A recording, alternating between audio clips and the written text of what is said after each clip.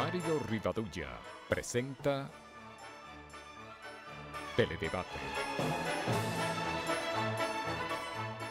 con Ramón Reyes, Alex Jiménez y Dilenia Cruz. Teledebate, objetivo y veraz, siempre fiel a la verdad. Bienvenidos amigas, amigos televidentes a esta nueva entrega de Teledebate. Hoy jueves, que como todos los jueves está dedicado al Departamento de Información y Defensoría de la Seguridad Social. Ya a partir del próximo segmento tendremos aquí a la representante de la DINA y ustedes podrán utilizar nuestro teléfono y llamar desde el interior sin cargo para presentar sus casos, sus inquietudes, sus dudas, sus quejas, sus denuncias, cualquier problema relacionado. Ya lo mismo con el área de salud que con el área de pensiones. Ramón Reyes y quien les habla estaremos con ustedes por la próxima hora, compartiendo pues igualmente con la representante de la DIDA. Ramón, la reflexión de hoy dice así: mucho más rápido se descubre un mentiroso con cojo. ¿Estás de acuerdo con eso? Y los pasos de la historia nos recuerdan que en el año 1844 el patricio Juan Pablo Duarte tuvo que abandonar el país rumbo al puerto de Hamburgo en Alemania, luego de ser declarado nada menos que traidor a la patria. Mira. Qué burla, ¿no? Sí, a mí me duele cada vez que oigo eso. Tú sabías que el cojo, tú hasta que no se para, sí, tú no puedes darte cuenta, identificarlo. Pero el mentiroso, como vive hablando, desde que abre la boca, ya está hablando mentira. Bien, en el año 1904 nació el destacado educador y hombre público guatemalteco Juan José Arévalo. Primer presidente electo de su país en 1945, ocupó el poder hasta 1951. Durante su gestión introdujo importantes reformas, la aprobación del Código Laboral, el establecimiento del sistema de la seguridad social, la expropiación de latifundios, la nacionalización de las plantaciones cafetaleras convertidas en cooperativas. Creció la economía y se incrementaron los salarios.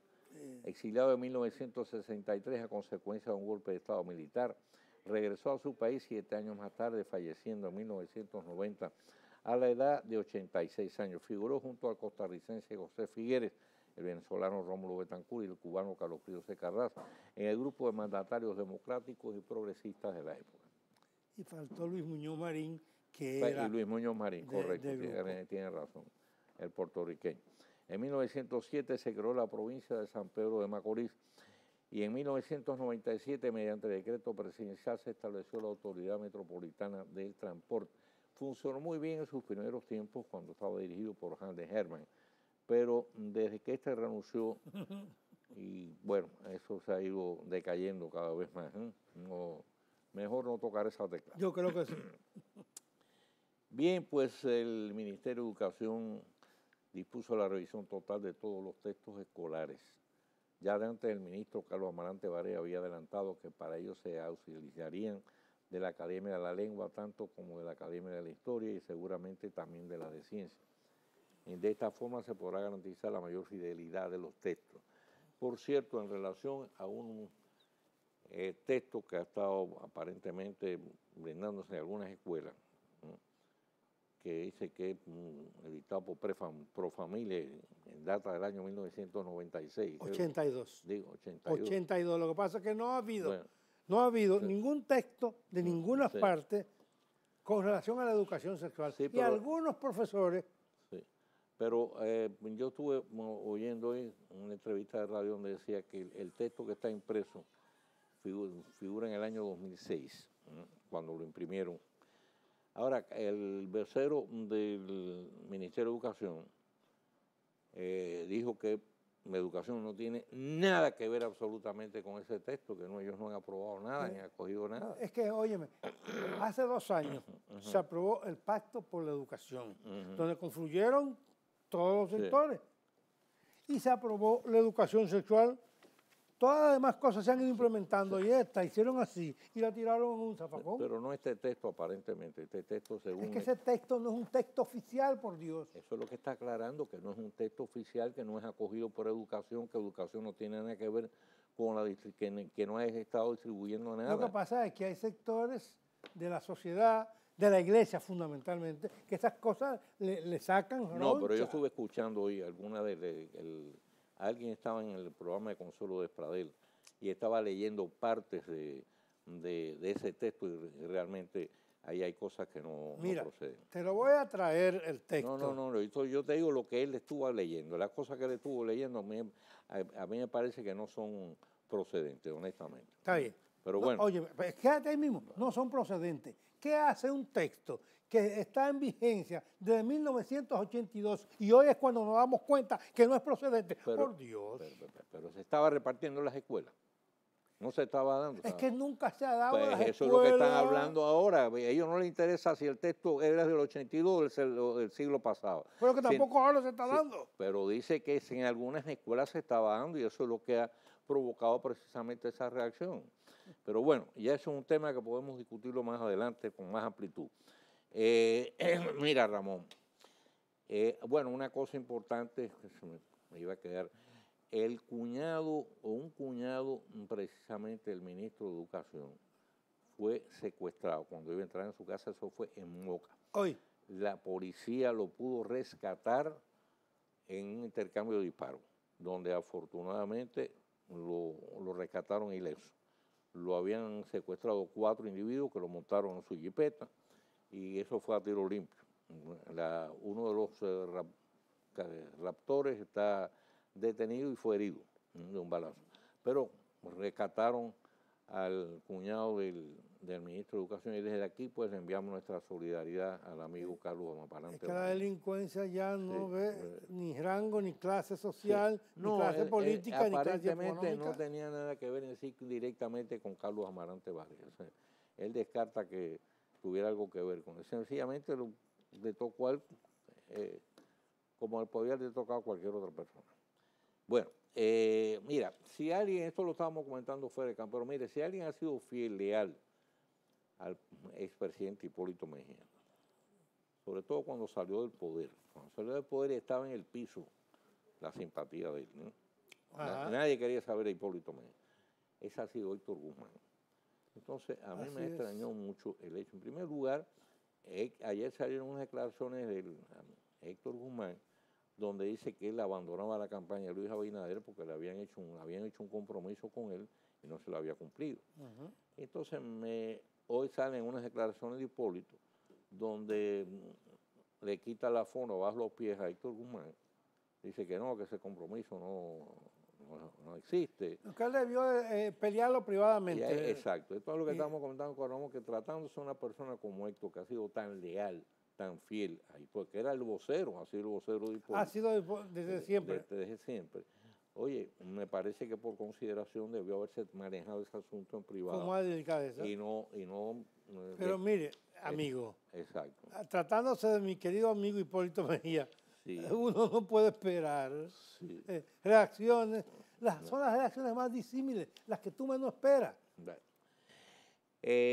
Ramón, crece, yo no sé cuál es tu opinión, tú que eres abogado, pero crece el rechazo a la ley de notariado. Yo no sé, conozco la ley, pero sí leí una cosa hoy que me preocupó mucho. Dice, por ejemplo, que las tarifas han aumentado 100 veces. Oye, eso es una cosa exagerada. ¿Es un abuso? No, es un abuso. ¿Es un abuso? Se le fue la mano al que hizo, por favor, eso tampoco bueno. Eso es atropellante. Es atropellante. Eso no puede ser. Es atropellante.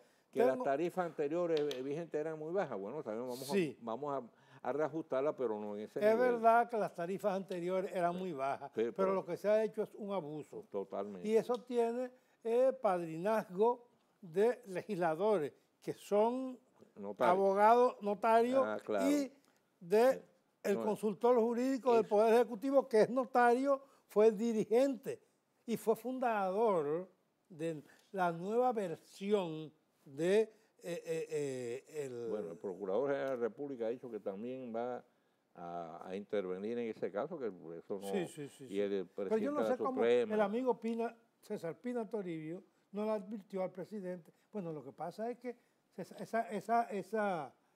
esa ley tiene la mano César Pina Toribio.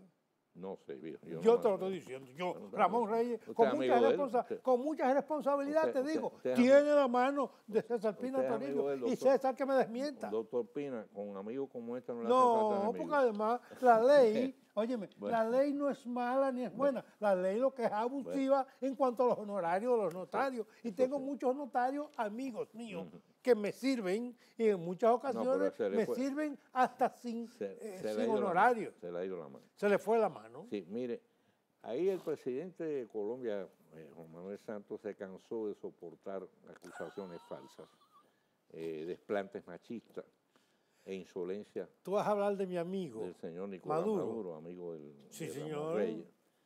Y entonces hizo una intervención y dijo primero que no va a permitir abuso contra sus compatriotas, que han sido expulsados prácticamente de una forma violenta del territorio venezolano. Segundo, desmiente que Colombia no tiene absolutamente nada que ver con intentos de derrocar el régimen de Maduro. Sí, y en tercer lugar dijo una cosa que es verdad, dijo, la revolución bolivariana se está autodestruyendo ella misma. Entonces puso contra la soga al amigo Maduro y ahora este está chiquitico. Ahora este se presentó todo dolido, como una víctima, diciendo, bueno, que pues, a Santos se le ha ido la boca, que esto, pero que a pesar de eso él está por el diálogo. Así que el hombre no es tan fiero como lo pintan. Al final, mira, lo que pasa es, en política pasa eso. Maduro tiene que agarrarse de cualquier clavo para las tensiones internas, morigerarlas, desviarlas un poco, y él tiene grandes contradicciones y grandes tensiones internas. Y eso es una forma de tú desviar.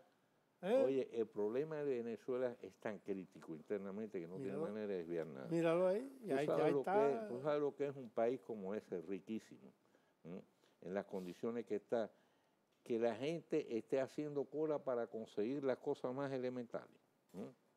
Eso no tiene nombre. Y de eso hace un año, no es de ahora, no sé que no ha podido resolver nada de eso. Vamos a hacer la pausa y cuando regresemos ya vamos a estar conversando con la representante de la DIDA en el día de hoy. Los teléfonos en pantalla, recuérdense, desde el interior pueden llamar sin cargo, hacer sus preguntas, presentar sus inquietudes. Así que hacemos la pausa y nos ponemos inmediatamente en compañía de Juliana Félix, que es hoy la que va a representar a la DIDA. Ya ella ha estado aquí en otras ocasiones, que conoce bien la mecánica del programa. Así es. Y la gente la conoce a ella también. También. Que además es muy agradable. Y llama mucho cuando ella está aquí. Exactamente. Tiene imán. Sí, tiene imán. Hacemos la pausa y regresamos.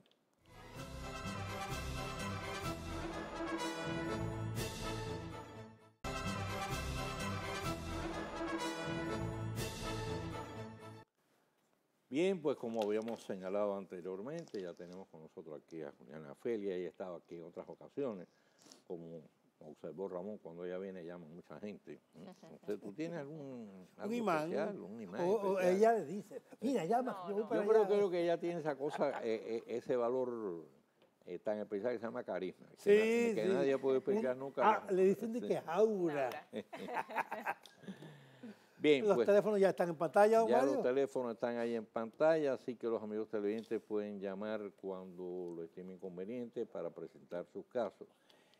Juliana, aquí estuvo esta semana, prácticamente fue el martes, el doctor Rafael Albuquerque, él es vicepresidente de la República, usted que es un experto en temas laborales y en temas de la seguridad social. Sí. Él dijo una cosa, pero conversando sobre las distintas fallas y lagunas que tiene la ley, él dice que la ley necesita ser revisada y actualizada, porque él sostiene que esta ley nació muy defectuosa, dice que una serie de parches que pusieron ahí, y entonces los resultados lamentablemente los estamos viendo ahora. Entonces él está planteando que sí, que la ley debía revisarse, debía actualizarse, ¿no? Ustedes que tienen esa experiencia por todos los casos que reciben, ¿qué tú crees? ¿Tú crees que sí, que la ley necesita? Claro que sí, nosotros incluso somos una de las entidades que está abogando por que se haga esta modificación. Y también nosotros hemos recibido por parte de otras instituciones, por parte de mismos legisladores que nos han remitido a nosotros sus propuestas para la modificación de la ley. Hay muchas cosas, como usted dice, que hay baches, o sea, cosas que se contemplaron pero que no se especificó bajo qué mecanismos se iban a brindar, cosas que no se contemplaron y que resulta que deben estar dentro de los beneficios que se le debe otorgar al afiliado por la protección social que garantiza la ley. Y producto de esas cosas, pues sí, realmente se amerita una modificación a la ley en algunos Pero aspectos. hasta ahora no se ha concretado nada, ningún proyecto. No, como le dije, se ha sometido muchos proyectos, hay muchas instituciones, entidades, O sea, personas que han sometido. hay inquietudes, pero realmente no acaban de tomar forma, de concretarse. No, ¿eh? no, aún no. Entonces eso tendría que ir al Congreso, tendría que Tiene buscarse que un ser legislador exactamente que al presente un Congreso. proyecto de modificación en ese sentido. Le digo hay muchos, porque nosotros, hay muchas, nosotros No, cada vez que se hace un anteproyecto, pues nosotros nos Yo me notifican de río eso. con la muela de atrás por la sencilla razón. Dejaron perimir ahora, en la legislatura pasada, los mismos legisladores, el proyecto de ley que reducía los beneficios de un 30 a un 15%. Así es. ¿Y por qué no fueron lo suficientemente responsables para aprobarlo? Lo dejaron perimir para que ahora vuelvan y lo sometan. Si lo someten, y otra vez volver y volver y volver. Nada aquí, la historia demuestra que nada que beneficia a la grande mayoría, ni los legisladores, ni los que están en el poder, atienden a eso. Y ese es un ejemplo, claro. Eso fue uno de los comunicados que se hizo en el medio de comunicación Mira, un de tema ese que proyecto de ustedes ley. han tratado aquí en ocasiones anteriores y que a mí me llamó mucho la atención es los traslados fraudulentos de los afiliados que están en una RS y de pronto aparecen en otra. Ahora, ¿esa es una situación que se ha podido controlar o siguen ocurriendo casos? Siguen ocurriendo, pero no no en menor cantidad como se estaban presentando al inicio. La CISALRIL ya tomó ¿cómo le digo? Las previsiones para que eso no se siga haciendo. Incluso nosotros hace poco recibimos una comunicación que la superintendencia envió a todas las administradoras de riesgo de salud, indicando que además de la sanción que se le iba a aplicar a las administradoras por ese hecho fraudulento, pues ya ellos crearon el mecanismo para devolver a su ARS origen a esas personas.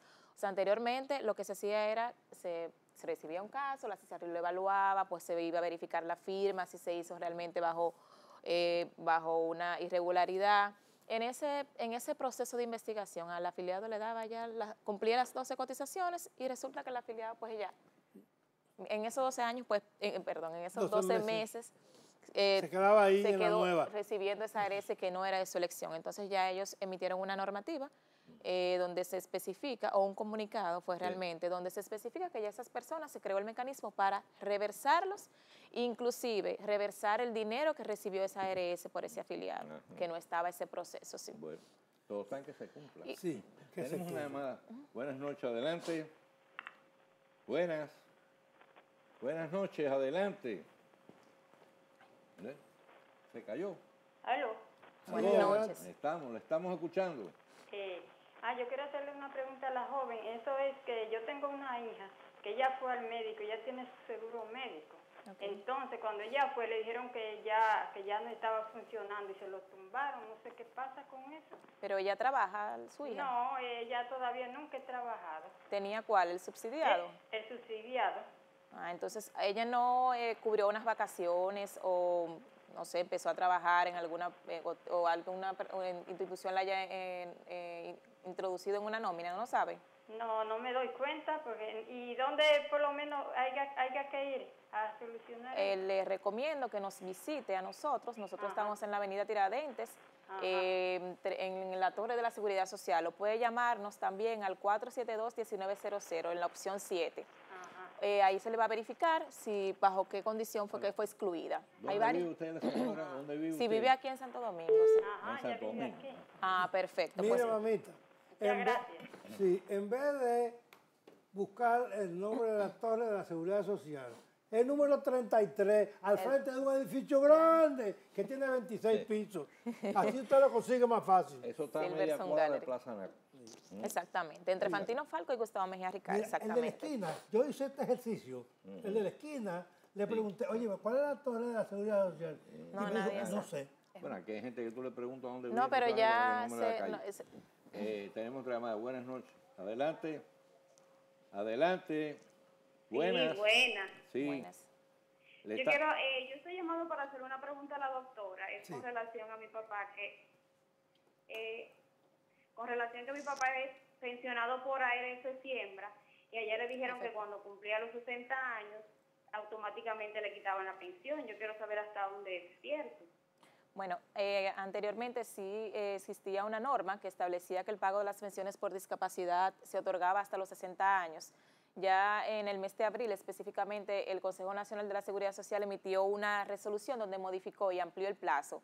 Ya no es hasta los 60 años, sino hasta los 65 años.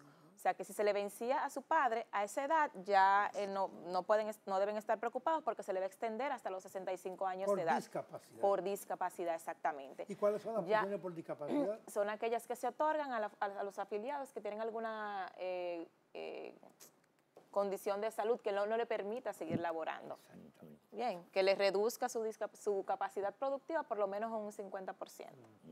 Entonces ya esa persona después que cumple los 65 años, si tiene los requisitos para optar por una pensión por vejez, entonces le dan la otra se pensión, le cambia exactamente. Que sería la pensión por vejez. O sea, que hasta los 65 le da pensión por discapacidad. Por discapacidad. Sí, califica. Hombre, claro, Ya en el caso del señor Sí, que la que la tiene se le porque va a por ejemplo, ampliar tú exactamente. no vas a poder por recibir una pensión por No, discapacidad. yo estoy, no se te ocurra. mira.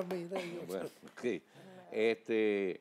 Y entonces a partir de los 65 ya le corresponde por vejez. Por vejez, sí, ya. Entonces O habría sea que verificar. Sustituye una pensión por otra. Hay que ver en cuál de los planes de pensión esa persona cumple con No los requisitos. importa si la lo edad tiene. que se produzca la discapacidad. No importa. Si tiene, claro está, dentro de él, por debajo de los 65 años de edad. Sí, claro. Sí, O sea, sí se le otorga a través de la digamos, un administradora. joven de 25 años No que importa, lamentablemente tenga un accidente que ya le impida trabajar el resto de su vida, ya tiene derecho a ser pensionado por discapacidad hasta los 65 y a partir de los 65 por vejez, aunque no haya cotizado durante ese tiempo porque lógicamente no podía trabajar. Exacto. Sí, Si al momento de la discapacidad estaba cotizando, estaba cubierto por el seguro, sí le corresponde. Hacemos una pausa y regresamos.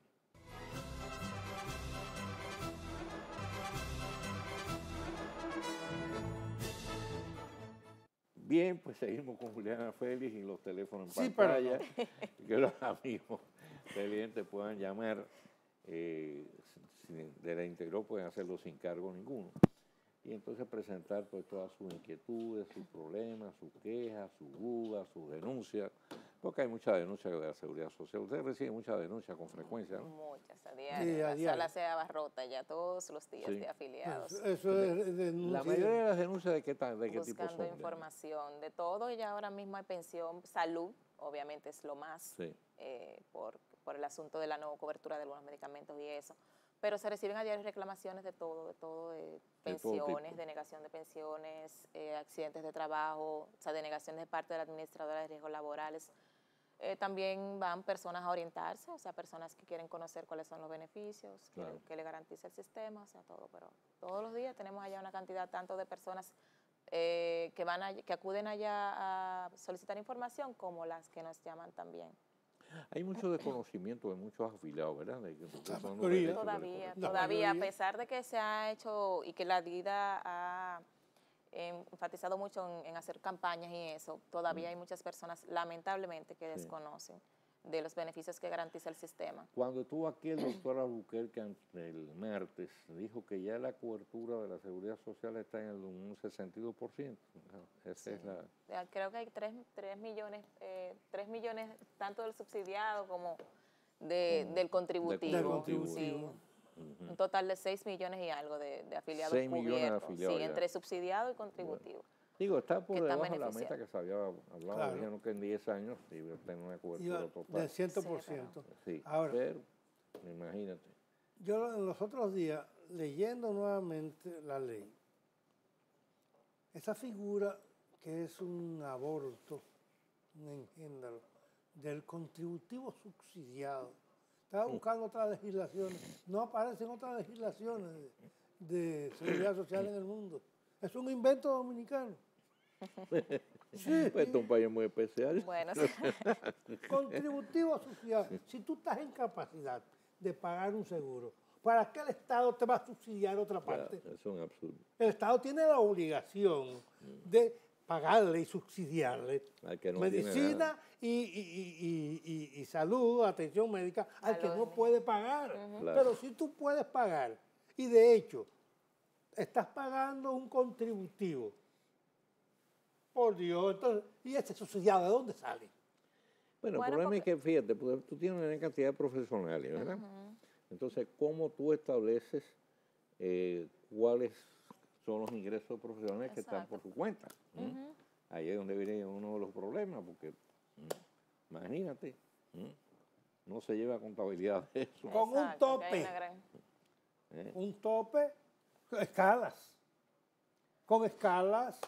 Sí, pero para tú establecer las escalas... Mario, por eso es que incluso no se ha implementado, porque es que hay que evaluar muchos aspectos ahí, por eso es que no. Pero cuando tú estableces las escalas, tú tienes que saber entonces qué nivel va a estar de ingreso la persona. Claro, claro. Si tú no sabes cuál es el nivel de ingreso, no puedes establecer escala. Ese es el grave problema. Porque muchos de esos trabajadores por cuenta propia, el que anda con una carretilla por la calle vendiendo mango, ¿cómo tú estableces lo que gana? No hay manera. 25.000. Dice el gobernador que son 25.000. Ese es el problema. El chinero de la esquina. Yo le conté a ustedes hace años y ahora tiene que ser mucho más. En Radio Dominicana, nosotros transmitíamos allí, pasaba todos los días un individuo con una carretilla. Se detenían allí, le compraban mochilas, le compraban lo que él traía, tendría de 3 o 4 productos. Y bueno, ya llegó un momento que confraternizamos. Dice, no, yo me levanto a las 4, me voy para el supermercado, al mercado. Al mercado de la terminal. Cargo la carretilla y a las 12 días yo he vendido todo. Sí, me voy para y yo me gano diariamente 1.000 o 1.000 y pico de pesos diarios. Sí. Yo tuve por si le he hecho un socio para yo también. Y trabaja de lunes a viernes. Mira, el que está en la puerta del Tribunal de Tierra, ayer por la mañana, estábamos haciendo ese ejercicio. El tipo se gana no menos de 2.000 pesos por día. Claro. Y él trabaja de lunes a viernes. Bueno. Y lo que vende fruta. Sí. ¿Y a quién le declara esa ganancia? A nadie. Entonces, ese es el problema. Hay tanta informalidad. Que entonces es muy difícil.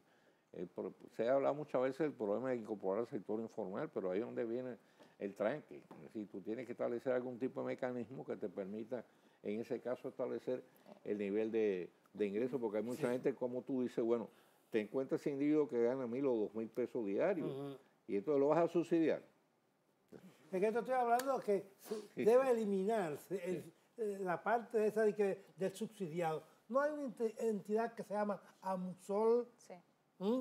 Es una entidad que se creó de la nada, por generación espontánea, porque el Estado ha sido incapaz de eso. Bueno, mira, yo quiero tener un seguro médico, porque todo el mundo quiere un seguro médico en este país. Claro, entonces, la gente va... Sí, pero en ese caso lo asume la persona. Justamente. Totalmente. Pero la gente va y espontáneamente dice, mira, yo estoy produciendo tanto. Lo dice la gente de motu propio. Y AMUSOL se ha convertido en el agente de retención. Lo asume, las personas pagan y ahí no hay fraude, pagan religiosamente. Hacemos la pausa y regresamos.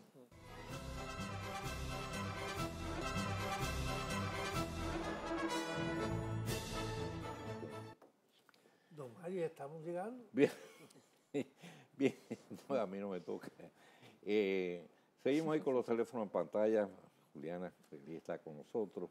Ahí pueden llamar del interior central. Ya nos quedan apenas unos pocos minutos para terminar el programa de hoy, así que cualquier persona que esté interesada en llamar, que por favor lo haga de una vez.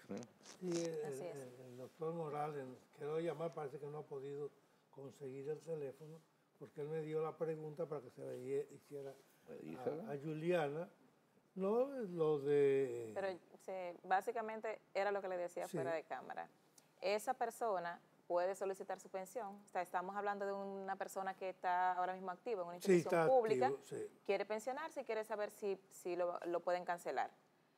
Como le decía, la ley de función pública establece que las personas o todo afiliado que tiene el derecho puede iniciar su solicitud de pensión. El empleador tiene la responsabilidad de mantenerlo en nómina mientras esté en seguimiento esa solicitud. Ahora, una vez ya esa persona empiece a cobrar esa pensión, pues ya el empleador puede cesarlo. Exactamente, porque también hay que tomar en cuenta, que usted muy bien lo sabe, que la misma ley de función pública establece que no se pueden recibir dos sueldos con cargo al erario público. Exactamente. Entonces, en función de eso es lo que se aplica. Él va a solicitar su pensión, su empleador lo debe tener en nómina, incluso establece que hasta esa persona se puede retirar a su casa y el empleador tiene la responsabilidad de pagarle. Pero es que él tiene el temor de que el empleador lo cancele, que es que no puede. Bueno, es que no puede. ¿Y si lo cancela? Mire, ustedes mencionaron un tema interesante. O sea, no se pueden recibir dos pensiones del Estado. Así es. Pero usted Fundamentadas puede en la recibir una misma pensión del ley. Estado y una pensión del sector privado. Claro que sí. Lo que no se pueden son recibir dos pensiones fundamentadas en la misma ley. Pero sí puedes tener dos pensiones del Estado. Hasta más. Por distintas leyes. Sí. Tú puedes tener al Seguro Social, la IDSS, que te dan 5,000 pesos. Sí, porque eso es otra cosa. Por eso son fundamentadas en leyes distintas, por eso se permite. Entonces, fue cuando desapareció el seguro, cuando terminó el proceso del Seguro Social, que los pensionados pasaron entonces a la Seguridad Social. Que debiera terminar. ¿Tú sabías que el sistema tiene hasta el 31 de diciembre de este año para que se unifique todo? Y aunque ellos no quieran, van a desaparecer como tal y van a formar parte del sistema. Y el Ministerio de Salud Pública ya no será Ministerio de Salud Pública. El Ministerio de Salud solamente. De Salud solamente, porque su función es trazar la política de salud. No inmiscuirse en nombrar, ni compañeritos, ni no, nada de eso. Trazar la política de salud. Y cada quien entonces, cada gente accionará según su capacidad. Y el IDSS, que tiene muy buenos hospitales, muy buenas instalaciones, pasar todas. Mi aspiración es, y yo pienso, yo no me voy a morir por ahora, ver ¿Te quieres tú? un solo. A veces lo vemos muy desmejorado, ¿verdad? ¿Tú eres Juliana feliz o feliz? Félix. Pero tú eres feliz. Sí. Mire, para continuar con lo del caso del señor, si lo despiden, ahí está el Ministerio de Administración Pública, que él puede ir y reclamar ya esa parte, pero no puede, el empleador tiene la obligación, artículos 65 y 66, creo, de la Ley de Función Pública, que dice que el empleador no puede destituirlo de sus funciones hasta que no se le apruebe esa pensión. Tú sabes que una cosa que me da mucho la atención, que esta mujer tiene en la cabeza todos los artículos, las leyes, una cosa increíble. Es que todos los días hacen ejercicio sobre eso, da mucho entrenamiento. A mí me consta, porque yo un día fui y me senté. Pero tiene mente fotográfica. Sí. Sí. Mira, ahí van cientos de personas al día. Cientos. Sí. Y el café gratis, además. El café gratis. Entonces, yo fui y me senté para ver cómo es que operan los que están adentro y los que están afuera. Porque aquí llamó un señor para decir que había sido maltratado. Sí, allí, pues sí, yo estaba ese día. Entonces yo fui y me senté como Juan de los Palotes. Señor, ¿en qué podemos servirle? No estoy esperando a alguien aquí.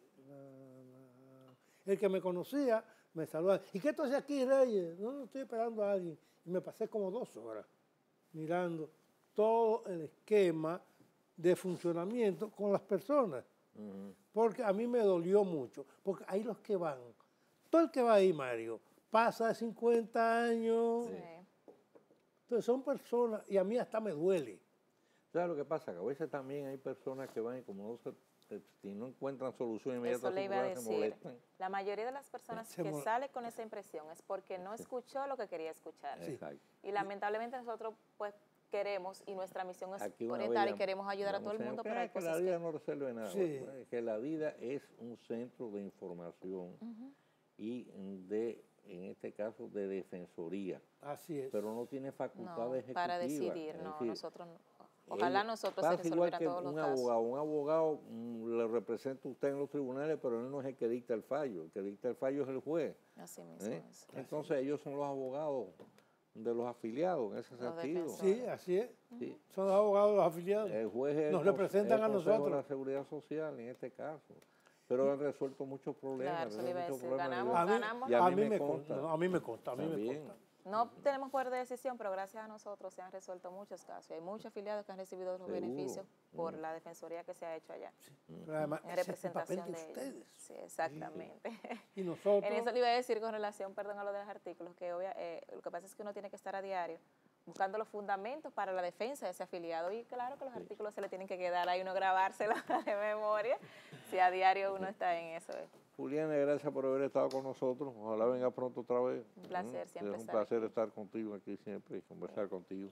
Igual para mí. Aparte que tú pues embelleces la pantalla frente a todos los juegos. Es lo único que usted tiene razón, don Mario. Es lo único. Hacemos una pausa y regresamos con el tiro rápido de hoy.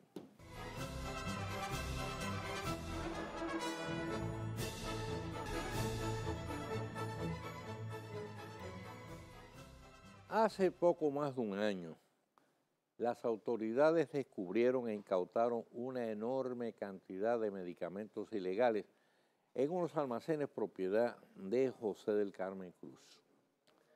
Eran medicamentos vencidos y reetiquetados como vigentes para ser puestos a la venta. Medicinas inservibles, falsas, tramposas, carentes de todo valor terapéutico, sin poder curativo alguno. Por el contrario, perjudiciales a la salud y de riesgo para la misma vida de los usuarios. Buena parte de esos fármacos, por una suma multimillonaria, fueron a dar al programa de medicamentos esenciales de Promesa, el mismo que adquiere y distribuye medicinas esenciales a bajísimo precio al público a través de las llamadas boticas populares. Cruz fue sometido a la justicia y enviado a prisión. Contra él, la Fiscalía instrumentó un amplio expediente por falsedad, violación a la ley de salud, asociación de malhechores y lavado de activos. Las autoridades le ocuparon una gran cantidad de propiedades diversas, vehículos de lujo, apartamentos, fincas y más de 138 millones de pesos en cuentas bancarias. Llevado a juicio, sobre él recayó una sanción de 10 años de prisión, que es precisamente la pena máxima que establece el Código Sanitario vigente para los casos de medicamentos ilegales. Era la más elevada dictada en este tipo de delito, donde son contadas las ocasiones en que estos casos resultan sometidos y sancionados, y levísimas las penas que se imponen. No obstante ser considerado un crimen de naturaleza grave y tratarse de una actividad ilegal que cada año genera ingresos estimados en más de 1.200 a 1.500 millones de pesos. Ahora, sin embargo, nos sorprende la noticia de que mediante el procedimiento del llamado juicio abreviado, Cruz, con apenas 1 año y 2 meses de prisión cumplida, parte en el hospital, recobra su libertad y con ella la devolución de una gran cantidad de los bienes que le habían sido incautados. Más aún, apenas tendrá que reembolsar a Promesa la mitad de los casi 29 millones de pesos que le adeudaba al organismo. A sus manos volverán 67 millones de pesos en efectivo, los vehículos, los apartamentos, las fincas, todo un festín de riqueza. Ya de antes movía indignación el hecho de que a Quirino Paulino y los demás capos de la droga hubiese que devolverles los bienes incautados, fruto evidente de sus actividades criminales. Ahora Cruz pasa a la misma categoría. A fin de cuentas, no hay demasiada diferencia entre traficar estupefacientes y venderle al público medicamentos ilegales, engañosos e ineficientes. Ambos son dañinos a la salud, capaces de provocar la muerte. A igual delito, la misma consideración. Sin duda, Cruz es un ser afortunado, capaz de sacarse el premio mayor de la loto sin siquiera jugar el billete. Para él será un día de fiesta, para la justicia de sonrojo, para la ciudadanía de profunda frustración. Hace ya bastantes años se hizo popular una serie radial exaltando la eficacia del legendario cuerpo policial estadounidense conocido como FBI. Con voz solemne, el presentador del espacio en cada episodio repetía un lema: el crimen no paga. Pero desde entonces ha llovido mucho y también mucho ha cambiado el sentido de la justicia, donde al menos en casos como este, por desgracia, se llega a la triste conclusión de que, por el contrario, parece que el crimen sí paga y paga bien. Mañana, Dios mediante, volveremos a estar con ustedes con una nueva entrega de Teledebate. Como siempre, nuestros mejores deseos y mayores bendiciones para todas las amigas y amigos televidentes. Y a continuación, pues no se muevan para que puedan continuar disfrutando pues la programación de este Canal 23.